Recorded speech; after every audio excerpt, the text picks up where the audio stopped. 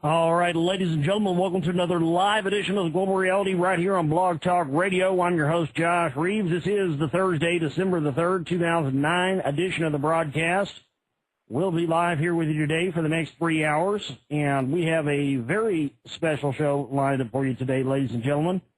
Earlier in the week, I had told you about what I think is the best documentary film of 2009, and that is entitled The Pyramid Code by Dr. Carmen Boulter, and we've been discussing that film quite a bit this week, and a lot of you in the listening audience, all of you in the chat room will have seen this documentary, and we've been talking about it, and it's just great because, as what we usually talk about here on the show as well, it really, I mean, it gets to me, it finally gets everything right concerning the questions that we have, and that's really the whole thing. If you look at any particular issue, be it Egyptology or be it government in general, anything, and you see, to me, if you see a problem with the questions that have never been answered as far as Egypt, there's a problem with the whole thing. So I'm super excited to have our guest on today, Dr. Carmen Boulter. She is a professor at the University of Calgary in Canada, and she has been doing research for a few decades on these subjects, and she also has a book as well, which I haven't been able to read yet, but I am going to get. It's entitled Angels and Archetypes, an Evolutionary Map of Feminine Consciousness, and this is very interesting because there has been this suppression of the feminine archetype through the centuries, and there has been this thing where it translates on today, but maybe we'll talk about that today. We'll have to see. But her new film, The Pyramid Code, is out now. You can get that at pyramidcode.com is the website, www.pyramidcode.com, and also available on places like Amazon.com as well. So without further ado, let's welcome to the broadcast today Dr. Carmen Boulter. Dr. Carmen, welcome to the broadcast. Hi, thanks, Josh. Delighted to be here. Well, thank you so much. And right out of the gates, give everybody a little bit of background on yourself. Of course, we mentioned your professorship and everything else there, but how did you get into what really piqued your interest at an early age into getting into this type of stuff? And when did you really figure out that we weren't being told the whole truth just in terms of Egyptology? Well, actually, I had gut instincts about it right from the beginning. I started reading as a young child of 11 years old, anything I could get my hands on about Egypt, and then I'd find that my stomach was kind of turning over. And then I'd get this voice in my head, that's not what happened. And, of course, as a young child, you wonder who's talking to you in there. But my gut instinct was that the whole story was just completely wrong, and especially the age. And I found myself asking, well, how do they know that? And how do they know that? And yet they never produced any kind of context that satisfied me when they would give their dates and their story about it. There was no story around it that made any sense.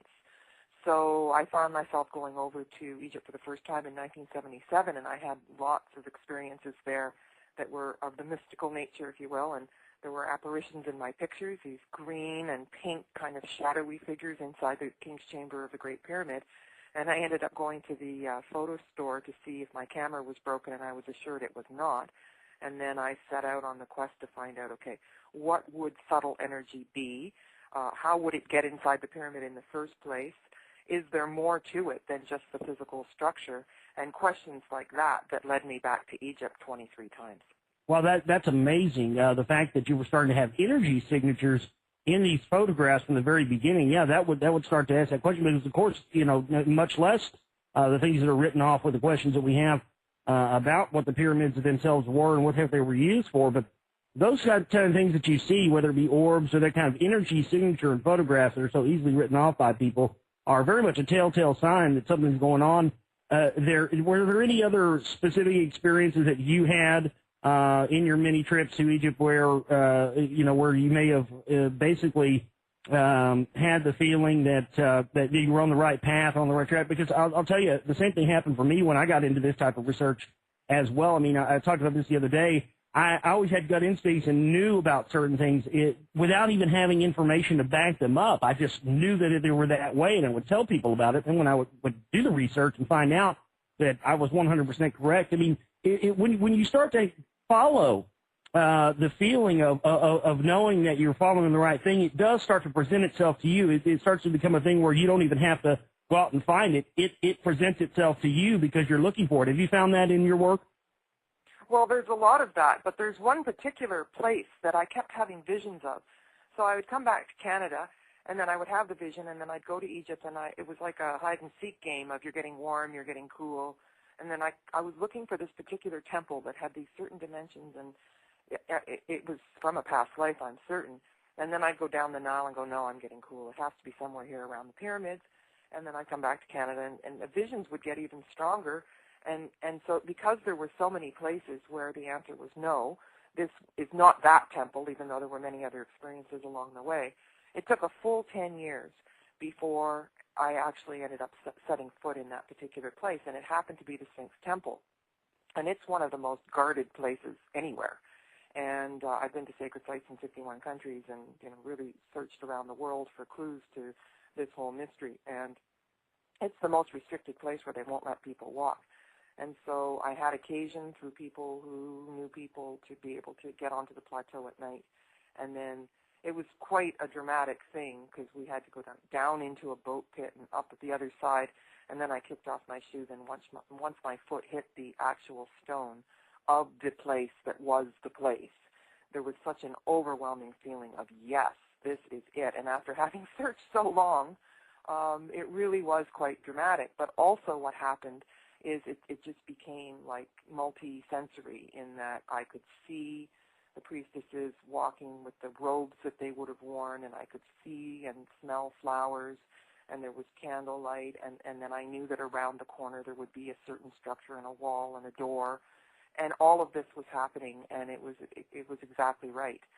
So this was extremely motivating because it meant that other hunches could get followed through later with information. So wow, that's one. That's amazing. I just didn't. I had no idea about that about you, Carmen. That's Dr. Carmen. That's amazing. Mm-hmm. But there's another one that's interesting now because since I've had more publicity on the project here, I've been getting emails from people from all over the place.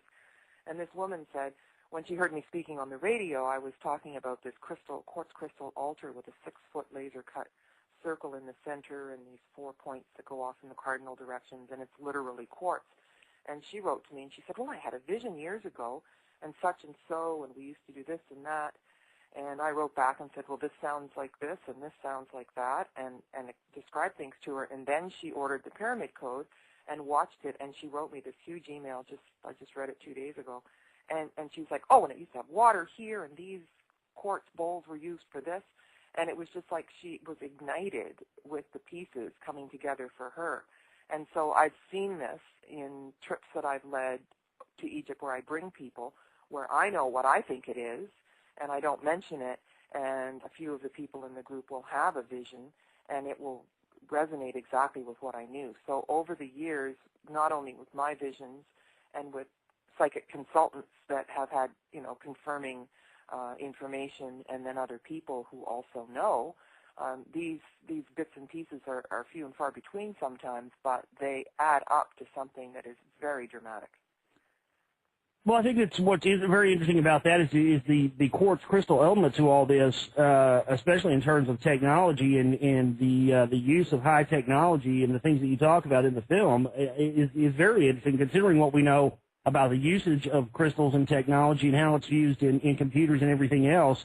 And Hewlett Packard is the world's leading crystal expert. You got to ask yourself, folks, why one of the world's biggest computer companies knows about crystals. They know full well what this stuff is about. They know what's going on, but we have to try and get the context to this. I think that the stuff that really blew me away when I started watching the film was exactly what you were just describing. These tell everybody about these. I don't know what you would call them. They look like big platforms that were made out of crystal, as you mentioned, out of quartz crystal, and they were somewhere near an obelisk that's no longer there. Tell us about that.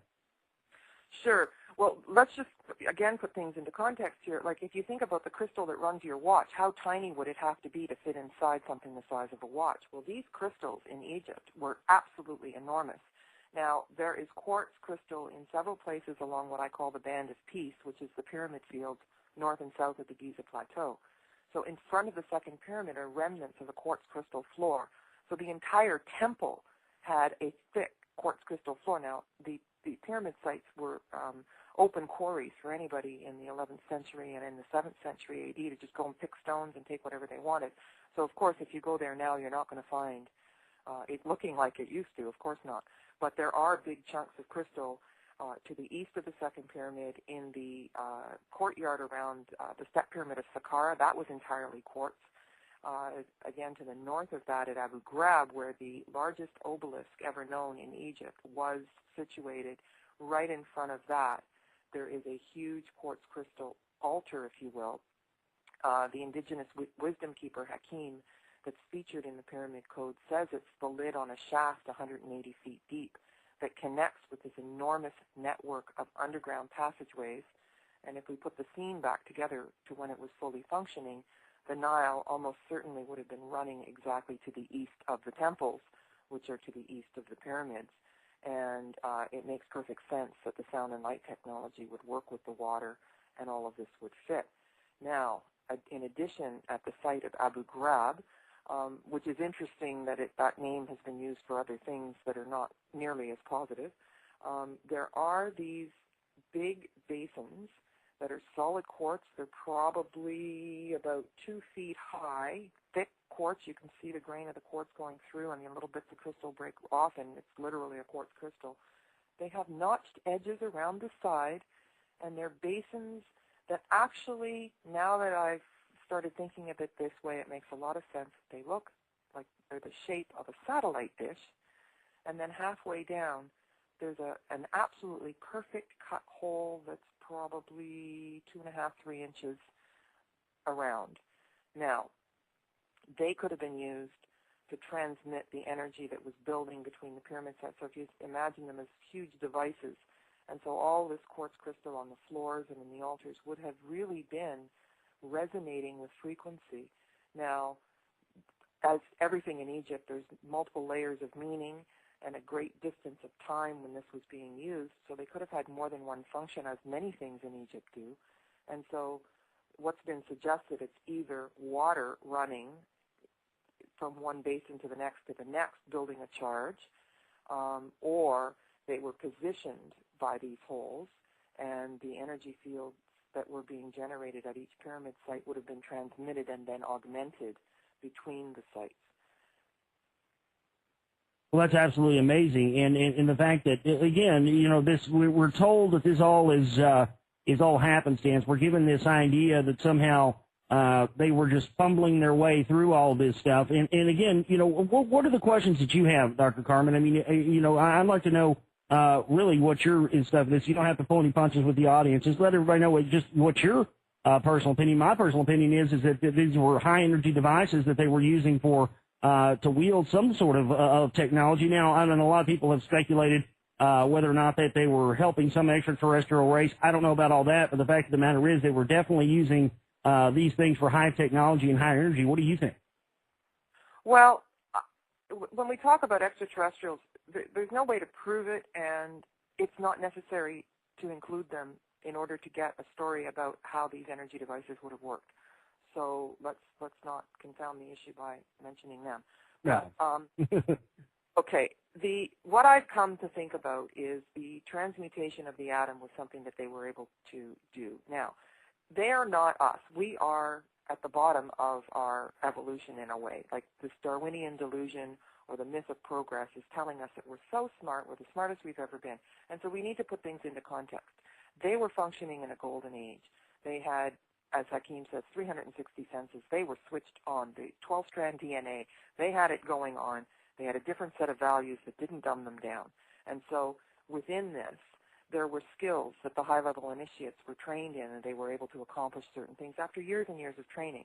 And so I imagine that there could have been clusters of ordinary people, farmers, whatever, away from this site that contained the 12 kilometers of pyramid fields and then the temples along the Nile. So I'm not saying that every single person was trained in this way.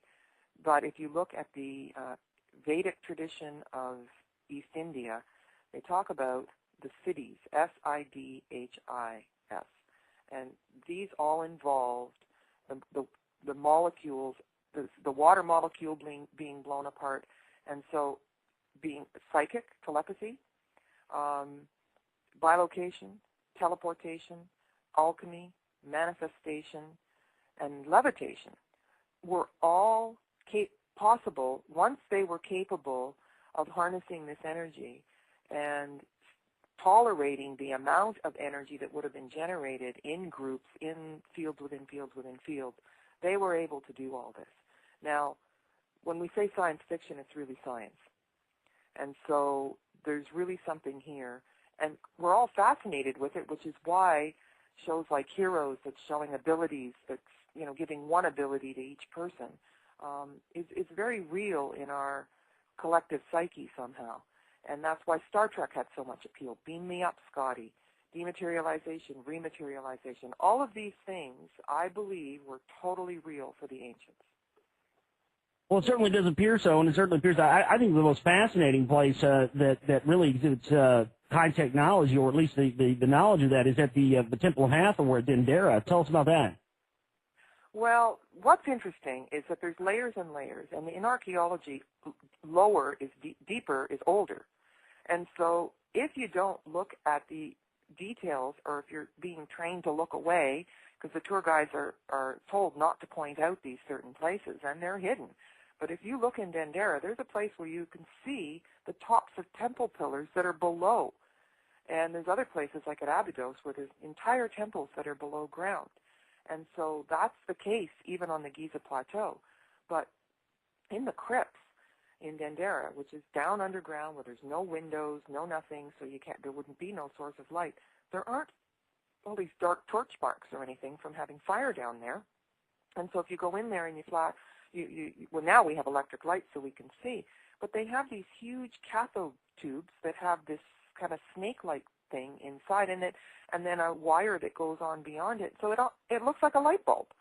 And so what were they, and how were they containing energy? Also, what you'll find is jars that look like Baghdad batteries. And they found these actually in Mesopotamia, in Iraq, and other places as well, where they could take like vinegar and create a solution that would give a mild electrical charge.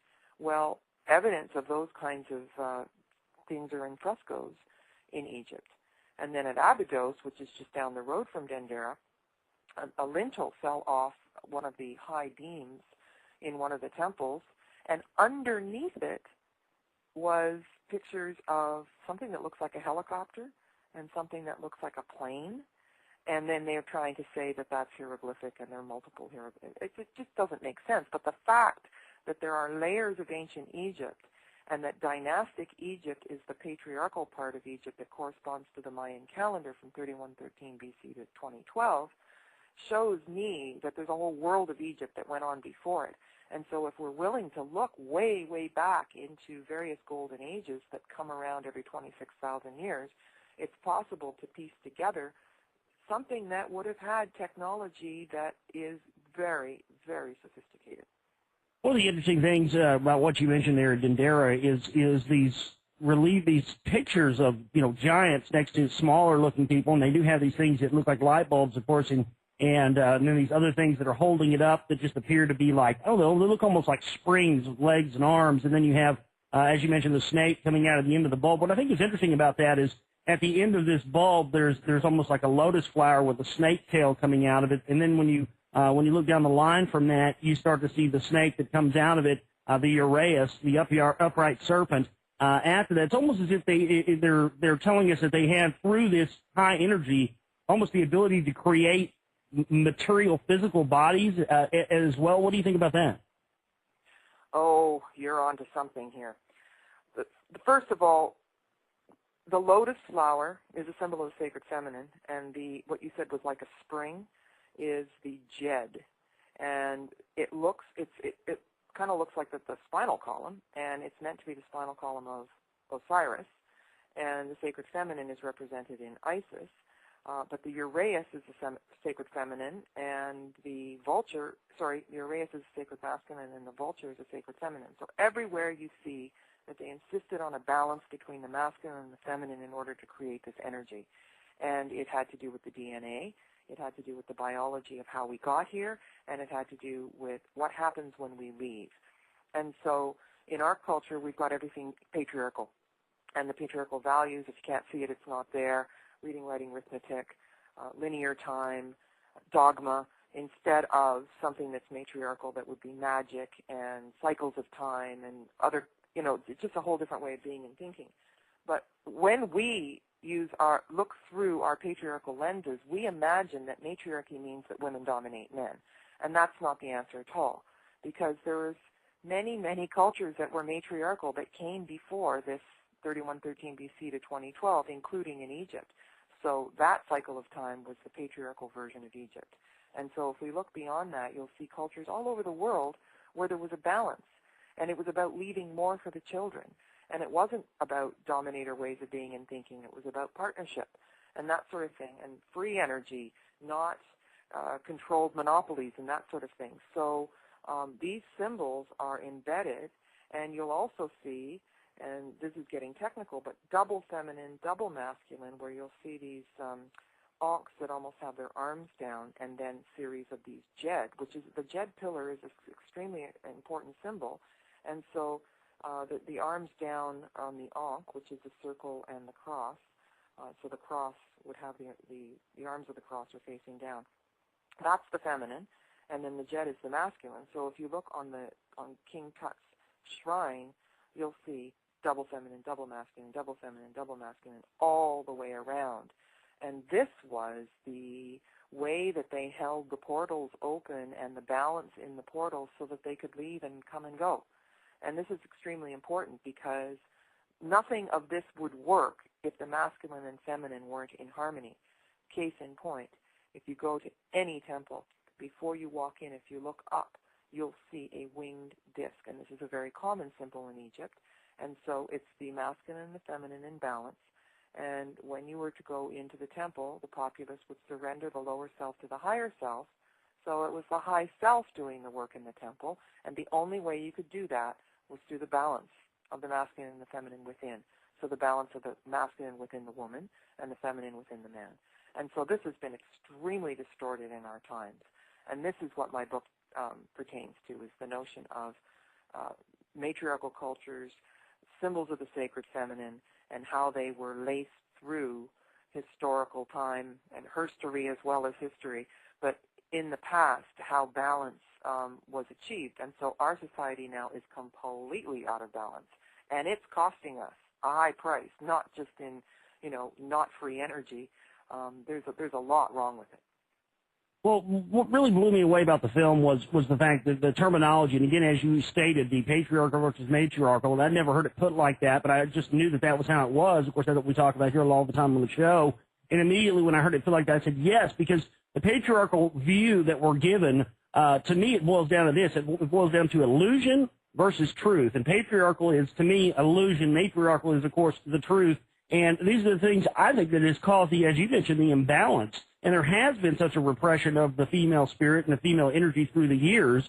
And, of course, if you were trying to control a society and to keep mankind from refining who it is, where we came from, what we're capable of, and what we've been capable of in the past, the way that you would do this, again, would be to distort this balance, because everything in this dualistic plane of material reality that we're stuck here in does have, it all is about balance. So I think that's ultimately, that's what they do. They throw us off balance with our knowledge, with everything else, and it's just amazing to see people when they get back to that balance of male and female. And I think that ultimately that's what our true evolution is, down to the Darwinian aspect. I think that our true evolutionary goal is to become a balance of the male and the female all in one. But I think that you do a very good job at putting that in terms that people can understand, because I think people have almost gotten there and they've kind of understood the principle of it, but the basic concept, but haven't really had a way to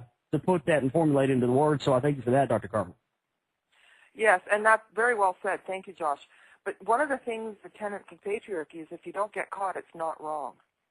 And, the criminal justice system really isn't a just system, and the law bends to those who use it. And so there's this tremendous corruption and crimes against humanity that people are getting away with, totally getting away with. And so in the ancient Egyptian system, one of the ways that they showed how to live well was in the ceremony of the weighing of the hearts. And so when you passed, you'd meet Anubis, and he'd say, you're dead. And you'd go, oh, I am. And you'd say, yeah, let's have your heart. And they would weigh your heart on a balance against Ma'at's feather of truth. And Ma'at represents the law of Ma'at is the law of truth. Okay, so nobody's getting away with anything here. And so if your heart was heavy because you had done immoral things, if you had been unjust with someone, if you had killed someone, your heart would be too heavy to cross into the other dimensions, and the judge would, you judge yourself, but basically they're like, we don't want you over here if you're corrupt and immoral, and so you wouldn't be able to navigate the bardos, and you'd get stuck inside those bardos, which is kind of where ghosts stay, which isn't the same thing as a high-level spiritual, refined, multidimensional being, if you know what I mean. So, but later, as the patriarchal aspects of Egypt in the Amun priesthood got darker and darker, you could pay, very much as in the Catholic Church, to pay to light a candle. You could pay the Amun priesthood for Shakti dolls, and when you went to the other side, Horus would hold on to the side of the scale and say, yep, your heart's light because you paid money. Well, paying for your salvation isn't the same thing as being pure, but they made it look that way, and the Amun priesthood made a lot of money. So, case in point, the populace would have to give half their grain to the temple in order to ensure a good salvation, a good crossing to the other side. Well, we're paying at least half our salaries, to the government now for who knows what, but, the system in some ways resembles that now, where you can go to confession, which takes your sin away in the Catholic system, and that's not the same thing as living purely in harmony with nature and in harmony with one another. No, it certainly isn't. And one of the interesting things I think that you hit on there that I had some questions for my audience in our chat room that's open was how it was really about, and you hit it on the head, because we do have this priest class that's in charge today that's running the show, and they always have been. That's been the whole thing that people don't realize when you go back. The priests have always run the show. I mean, even going back to the ancient Sumerian times, they didn't have congressmen and senators and presidents and the rest. It was the priests who ran the show, and they basically delved out to the populace the knowledge and information that they had. And one of the things, such as especially in Egypt, where they told the slaves that or they told people that the sun was God, and meanwhile they had their own trinity behind closed doors that they worshipped. I think that the allegory for what was happening then to what's happening now is very interesting, especially in fact that we're not allowed to know about advanced technologies that are out there. They view us almost as children who can't handle this. Do you see a lot of correlations from ancient Egypt to now as far as the restriction of the knowledge of technology to the populations? Well, I'm going to draw a line right at 3113 BC, which is when the Mayan calendar started, in the patriarchal aspect of ancient Egypt, because, yes, the Amun priests gained more power, and there was more secrecy, and if there was any kind of slaves or that kind of dominated ways of being and thinking, it came later in the dynasty, so it was almost like a deterioration of the purity of ancient Egypt. But there's a world of Egypt, and as you saw in the episode called The New Chronology, that we're going back 26,000 years and 26,000 more years. Well, we're talking about a completely different way of being and thinking. So I think there was a time when this corruption didn't exist, and energy was free for everyone, and you could learn how it worked if you wanted to, and it wasn't hidden. But later on, it became like that, and yes, there's much going on now that's the same. But this is what the value is of understanding different ways of being and thinking from them, is that they modeled a healthy way of living. And this is what Hakim is saying in the documentary. Don't compare people of today with people from the ancient times. The ancients were healthy, and we're not. For us, it's all about the medical profession and pharmaceuticals, and and pretty much everybody's toxic in some way, and it's just dreadful, because the planet is set up and our DNA is set up for everybody to be healthy and to share. But there are the powers that be that narrow it down and take our money and lie to us and prevent us from knowing things. And I think their gate is up. And it's time for us to just know that we don't have to go down that road. Well, I think it is happening, Dr. Carmen. I think it's happening beyond our control. I mean, we are in the age of revealing. That's what's happening right now. Is all this stuff and all this information is being revealed to us, really beyond our even choice. And we really don't have to force it anymore. You really only have to be tuned in and be paying attention. And if you're paying attention, as I mentioned earlier, it will present itself to you. And I think that's what's happening right now. You're finding people all over the world who are knowing that we're going through this great age of revealing, and so all their truths are being revealed to them. Meanwhile, people who really aren't aware of it, or you're finding them basically falling down into, the most vile forms of human perversion right now. So it's kind of a double-edged sword as far as that's concerned. But you mentioned Hakeem, and that's been one of the biggest things that my listeners have talked about was Hakeem. He's the Sufi gentleman in the film. Well, he was just a real treat. What was it like getting to spend time with him and getting to really tap the knowledge that he had? Oh, he was a tough taskmaster. We were very close for 10 years, and I would go and visit him and ask him questions, and he would just kind of look at me, and I'd say, well, is it like this or like this? And he would just look at me, and then I'd go off and do some more research and do some field work, and then come back and go, aha, is it like this? And he'd say yes. So once I already understood it, he'd talk to me about it. And so he wasn't handing me anything easily. And so he would say that Egypt was matriarchal, and he would talk about he would use the ancient language of Suf and talk about what things were really called. So even Egypt is a concept that came from Herodotus and the Greeks. Well, that was way later. That was the 4th century BC. And so Egypt they weren't waiting for us to come along and speak English and that sort of thing. And so if you look at the ancient language, there's lots and lots of clues about what was going on. And he was an indigenous wisdom keeper who, the oral tradition brought a lot of this back. And he was also raised in the village at the foot of these pyramids that are further south of the Giza Plateau. And his house was at the foot of the Sphinx. It still is. His children are there at the foot of the Sphinx. So it's just a couple of 100 feet. You're staring at the face of the Sphinx. So if you think about the ancient language, like he was really quite a linguist at heart. Per-neter is what they called pyramids, and it means the house of nature, which means that it was taking natural energies, caloric currents of the earth, and magnifying them in some way. Per-ba is the name of a temple, and that means the house of the high self. And so then you start to think, wait a minute, they really understood this. When they talk about Sneferu and Nefertiti, Nefer means harmony. And so when they were saying that, the Egyptians changed their mind when they were building the Bent Pyramid and they just, baffling their way through, actually, Sneferu means double harmony, and there's 2 different tones inside the pyramid. So these are harmonic resonance chambers. And Nefertiti means the one who walks in harmony. And so, but he would say that these titles weren't kings; they were titles. Cartouches. They weren't somebody's name. They were the title. So, High Court Advisor or something like that.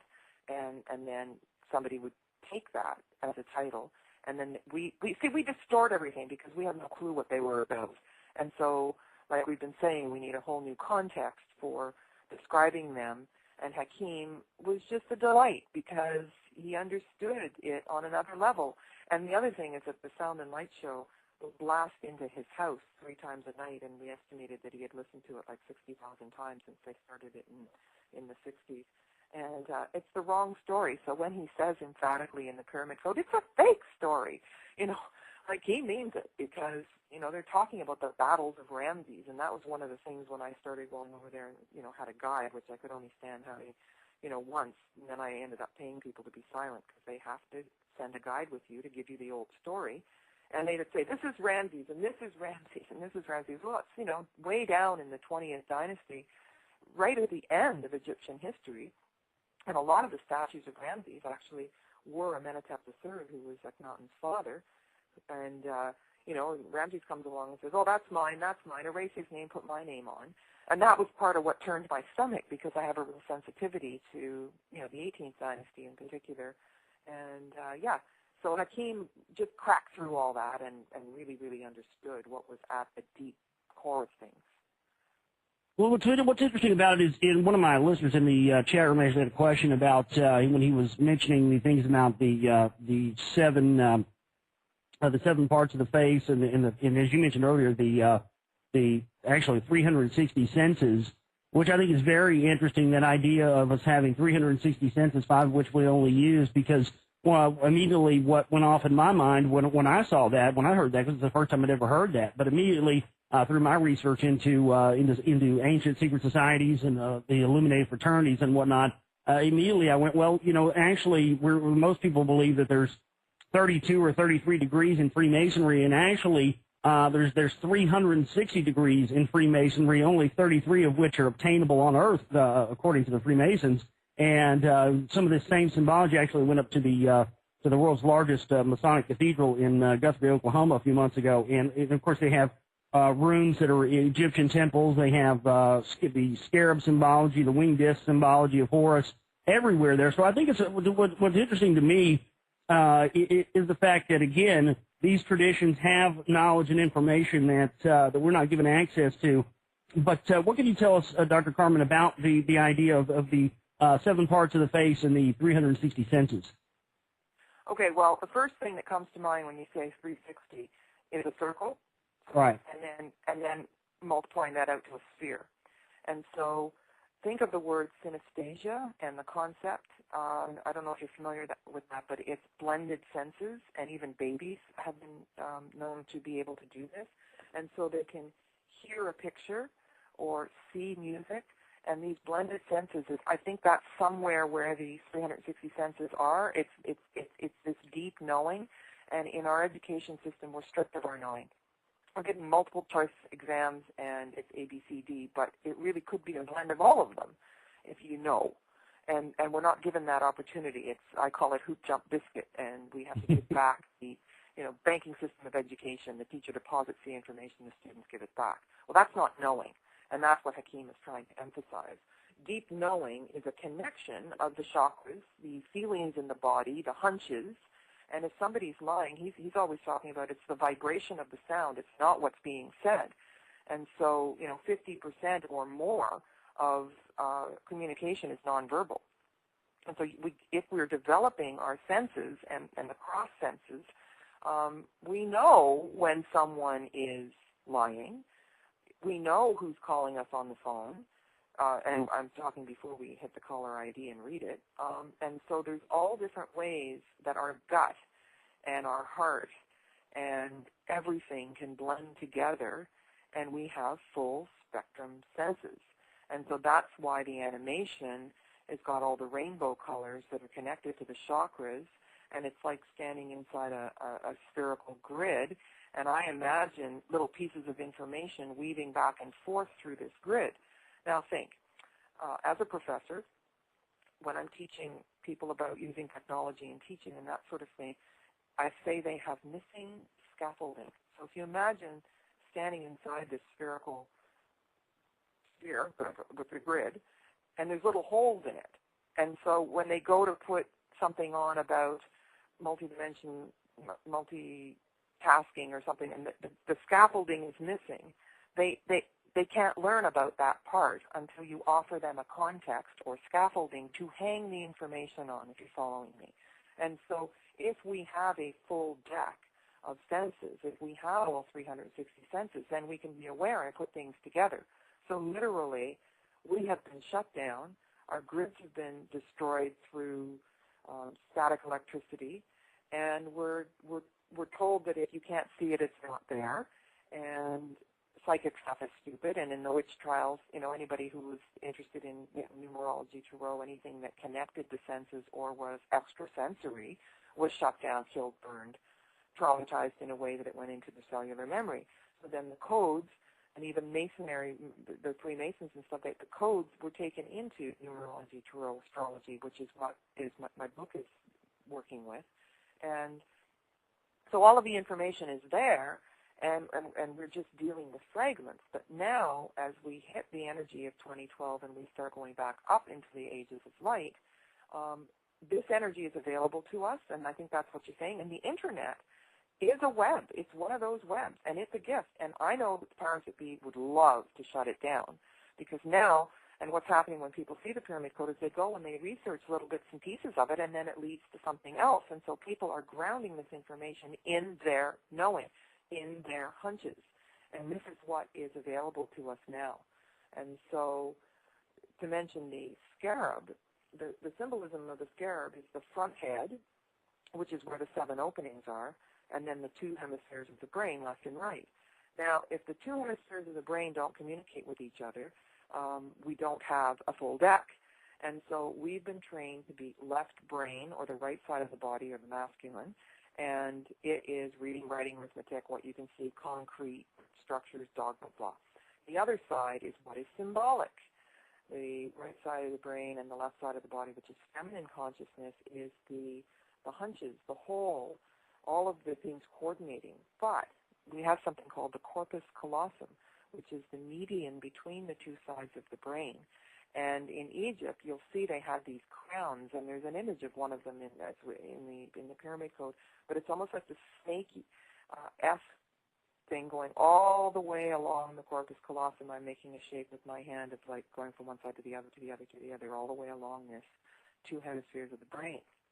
And so true creative thinking is an interaction between the 2 sides of the brain, 2 hemispheres of the brain. And this is what I did my master's thesis research on.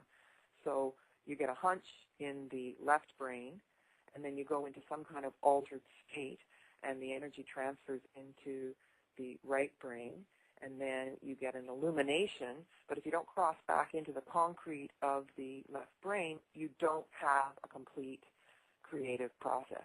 And a lot of times when scientists are working on a problem in a lab, they'll exhaust themselves and then go lie down and get the illumination when they stop processing on one side of the brain. And when you think about stereograms, which are those posters that have kind of just, you don't know what you're looking at, and then if you soften your eyes, you can look and it's 3D. This is the essence of using both sides of the brain. So if you're trying too hard and you're in your left brain, or you get mad at yourself because you can't do it, you can't do it. And so there has to be this diffuse awareness instead of focused attention. And we need both. So what's been shut down in our society is this creative thinking. And so when we do reading, writing, arithmetic, test-driven education system, we're not building anything. It's not constructivist. And so the creative thinking is missing. And so our society is just focused totally on the left brain. And the rest of it, well, it's nice. You can entertain yourself with, a concert or music, but it's not real. It's not real education. Science is real, but the rest of it isn't. Now, I'm going to give you a case in point here, and this I think is very important. They did some research on the brain patterns of molesters and sex offenders, and they found that they were completely left brain dominant with almost no activity in the right brain whatsoever. And because the brain and our beings nature requires a balance, these sex offenders are going out and stealing the feminine energy from little girls and from women. And it's because their brain function was completely devoid of that other side. And I thought that was a really, really good explanation for why they need to offend, because if they developed their feminine consciousness within, they wouldn't be out of balance. So that's fascinating. And so I'll leave it at that for now. Well, I think that the whole our entire culture is being systematically programmed for people to become that way. I mean, if you look at it, I mean that's really what the educational system is. It's basically you take everything into the left brain and you repeat it back out to the person that gave it to you in the same way that it was put in. But right brain thinkers take it, process it in a creative way, and then put it back out, and that's not what the system wants, because they can't control it that way. But you brought up some interesting points here in what you were talking about. One of the things that for me, where when I was watching the film is how many things were, again, it's the context. Most of the time what we're missing when we're looking at any pieces of information is sometimes we have knowledge or we have information, but we just don't have the context for it. And a lot of things that when I was watching the Pyramid Code were coming, I was going, oh, wow, especially some of the parts on the chakras and on the parts of the various glands, because I just made a little mini series of documentary films myself called The Reality of Illusion, and the first part is on the pineal gland, and pine cone symbology and how it relates to that. I find it very interesting, Dr. Carmen, that in front of the Vatican they have the world's largest representation of a pine cone there, which is completely it's unopened, it's immature, much in the same way that they want our pineal glands to be, so we don't gain enlightenment, gain this knowledge right next to the two peacocks, which symbolize immortality and rebirth. So, and then right with a big what do you call it, a sarcophagus right at the bottom of it. I mean, they're putting it right in our face that they do not want us to have this knowledge, and I find it very interesting that again, as you mentioned many times in the film, we like to think of the ancients were somehow less technologically advanced than we are, and that somehow we're more advanced. But when you break down these, as you do in the film, the idea of the various ages and the ages of incarnation, the ages that they were in then versus what we're in now, it tends to make a lot more sense when you look at it from that perspective. Yep. And you know what? It's too late. We know. And people who are on this are now starting to share. And I'm going to tell you something. I've been invited to little gatherings at people's homes to watch Pyramid Code. And even though people have watched it before, they'd like to watch it with me. And at the end, I kind of, when I first started doing this, was expecting people would have a lot of questions. But it seems like the questions are answered within the film. And at the end, people start talking about, and the pharmaceuticals and the system and the Federal Reserve, and all of a sudden they're constructing a new world, and they're acknowledging what's wrong with the world we live in, and people feel secure and able to speak of this. Now, I've been on to all this conspiracy stuff for years and years and years, and 911 was an inside job. I knew that 2 weeks into it. And but you weren't supposed to talk about that. So even though people were, doing yoga and being vegetarian or whatever people do when they are, coming into a new way of being and thinking, it still was taboo to talk against the system. And all of a sudden, it seems that people are free to discuss that and want more. And they can go online and verify facts. And this is the gift. Internet is the gift. And I know they'd shut it down if they could. But like I was saying, it's too late. And it's almost like they put this big wall around the Giza Plateau, and they've got 100 guards instead of just a few. And there's this big thing about not ever knowing that there's underground passageways there. Well, too late.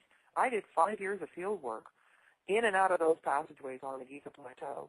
And when I felt really satisfied that I understood what was going on, I put the wall up, and it was like locking the barn after the horse has been stolen. They're not going to stop us from understanding this and putting the pieces together. The other thing is that universities, it's divide and conquer. And so archaeology can't speak to linguistics, can't speak to archaeoastronomy. Everybody, even within the same discipline, has their own little bit. And we have to come together with all the puzzle pieces and look at the whole. So there can be arguments about whether the pyramids were poured or cut or both or whatever, but that's not the point. When were they? We can discuss that after we've created a general context for who they were, what they knew, what their values were, and to see how that's not us. And it's evident. Now, the other thing is that most of this information that the Egyptians left us is hidden in plain sight. They're breasted women. There's that one thing in the Empowered Human where the woman has her hand under her breast. Well, that's not us. We wouldn't do that. They're showing, sexuality, body parts, freedom in dance and a whole different way of being and thinking. And when we start to be able to interpret what they were showing us, then we see that that is the path back to our own salvation. And so it's very exciting and it's obvious. And I think as we progress through these energies that are available to us now, it really can provide hope. No, it absolutely can, and I think that's what people are searching for right now. More than anything else, is because people have seen the lies. I think as you mentioned, anybody that looks at 9/11 for 2 seconds knows what that is. It's not really something I feel the need to even talk about anymore because it's just so obvious. That's why I don't even really discuss 9/11 truth stuff on the show anymore, because to me, we can talk about those things all day long, and we can talk about, as you mentioned, stuff with the Federal Reserve and all this. But and that's how I was when I first got into this type of stuff. I was sort of in that. But to me, That's really the low-level, low-sensory vibratory things that they want us connected to. They want us worried about this material realm. They want us believing that this material realm that they control is all that exists, and there's nothing beyond that. And that's one of the things that I think is interesting when you delve into Egypt, because you start to find out more and more and more that there are things well beyond this material realm, and both of these non-material realms, these spiritual realms, are coexisting and working simultaneously within the physical realm. This is what the priest knew. This is what the priest class knew, that they took the initiates through these various rituals that would teach them that. And I think that that's really what people are starting to figure out, is that there is more going on. There's a whole lot more to the story than what we're being shown through consensus material reality. You bet. And the number one thing that initiates were to conquer is fear. And what are they doing is giving us things to be afraid of. And you can put a fear vibration in for sure, especially with big events like 911, and it can be debilitating to people. But moving beyond fear and even the thing about, that heaven is outside of this earthly realm and you've got to die before you get heaven. Heaven's right here. And so you're right, people are figuring it out, but there's still challenges. Like if you watch the news or you're inundated with any of their symbols that exist in modern day reality, even shopping, you've got to, pluck and do this and that and change yourself before you're acceptable. You've got to buy this before you're okay. You've got to take this product. And none of that's true. We have everything we need inside ourselves, and the more people that live inside that deep knowing and go into nature and let their resonance field join with the tree, appreciate the bird, feel gratitude for nature being around us, and sync up with the love and gratitude vibration, that actually changes more. It has a greater influence than any little bits of fear and people in isolation with their fear.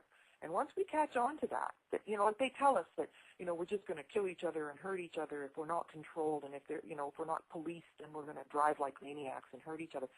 I've been to 51 countries. Real people in the real world are kind and considerate. They know when they're being, taxed too much and over-controlled. And humanity is ready for this. Humanity is good. And there's a few people that have been running this over the generations in the name of control, and I say their gig is up.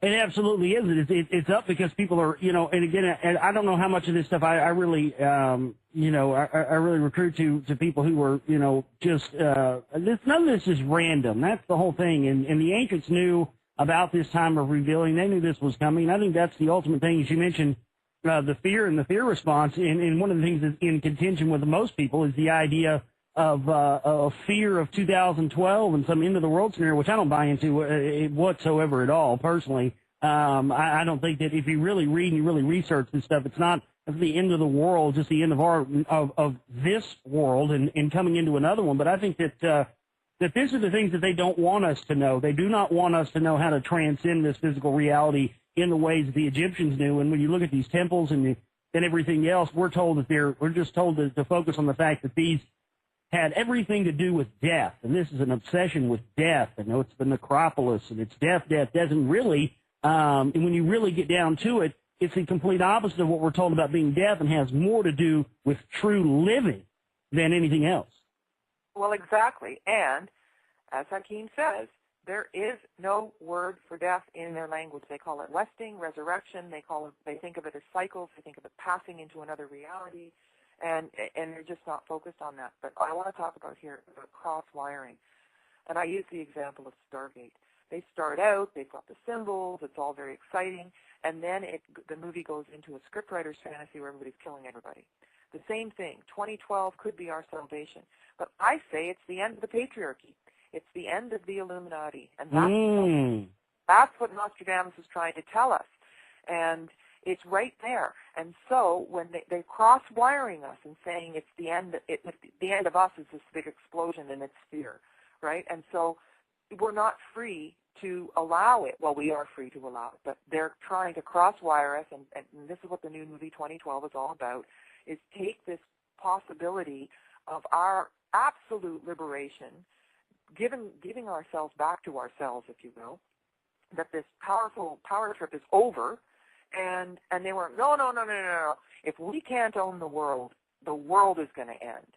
And it really is the last kicks. And I'm going to say this, that the 3113 BC, the second segment of the Mayan calendar of the patriarchy to 2012, the agenda was to erase evidence of everything other than itself, so that we would think that, there's always been war, and, feminine consciousness doesn't count because we killed all those witches that knew things.